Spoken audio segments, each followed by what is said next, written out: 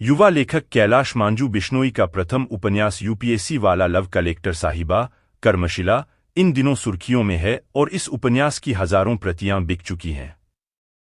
सरल भाषा में भावों की सहज अभिव्यक्ति होने के कारण उपन्यास ने आम पाठकों तक अपनी पहुंच बनाकर अपार लोकप्रियता हासिल की है। उपन्यास का नायक गिरीश है और नायिका एंजल है।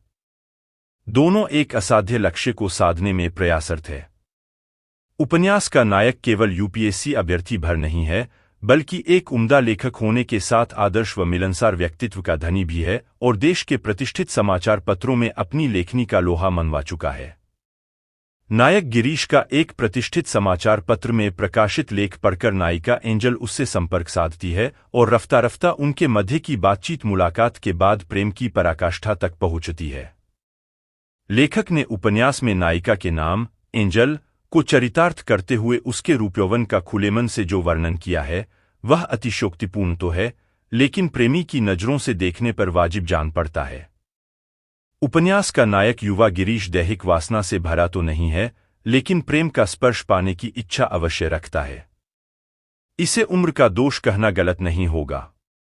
वह जितना ईमानदार अपने आदर्श प्रेम के प्रति है, उतना ही वह अपने लक्ष्य के प्रति भी संजीदा है। समय दर समय एंजल के लिए गिरीश एक मार्गदर्शक और मोटिवेशनल स्पीकर की तरह उसके यूपीएससी का दुर्गम पथ अपने विचारों और अनुभवों के जरिए आसान करता जाता है। क्या एंजल के लिए गिरीश केवल एक मार्गदर्शक बनकर रह जाता है, या फिर प्रारंभ में नायक का एकपक्षीय प्रेम बुलंदी तक पहुंचता है या नहीं? क्या उपन्यास की नायिका यूपीएससी में चयनित होने पर तथाकथित असफल नायक के विवाह के प्रस्ताव को मंजूर करती है या नहीं?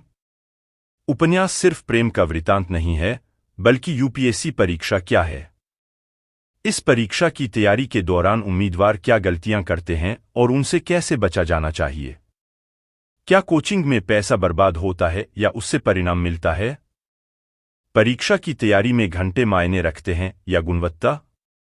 यूपीएससी कितना महत्वपूर्ण है या इसके अलावा भी कुछ है? इस परीक्षा में गंभीरता से अधिक ईमानदारी क्यों महत्वपूर्ण है? आईएएस बनकर कोई शून्य से शीर्ष पर कैसे पहुंच सकता है? उपन्यास में इन सभी सवालों का बेहतर तरीके से उत्तर दिया गया है। इसके साथ ही लबासना के अनुभव और वहां की प्राकृतिक सुंदरता का भी विस्तार से वर्णन किया गया है। उपन्यास के माध्यम से लेखक ने भ्रष्ट एवं अहंकारी आईएएस अधिकारियों की भी खबर ली है, जो साहसिक है। यह उपन्यास यूपीएससी विद्यार्थियों के लिए मार्गदर्शक एवं प्रेरणा की भूमिका में सहायक तो है ही, साथ ही आम पाठक भी इसका आस्वादन कर आनंद ले सकते हैं, क्योंकि उपन्यास में जटिल जीवन का सूक्ष्म मनोवैज्ञानिक अवलोकन एवं दर्शन प्रस्तुत किया गया है। निस्संदेह उपन्यास में आशा की रोशनी है, जो परीक्षार्थियों के अंधकार को हरती है और उन्हें निराशा के गर्त से बाहर निकालकर प्रयास करने के लिए प्रेरित करती है। यकीनन अगर आप करीब 200 पन्नों के इस उपन्यास को पढ़ने में अपना समय और ऊर्जा खर्च करेंगे, तो यह आपके लिए घाटे का सौदा नहीं होगा। उपन्यास पढ़ने के बाद मैं यह बात निश्चित रूप से कह सकता हूं। समीक्षा देवेंद्र राज सुथार।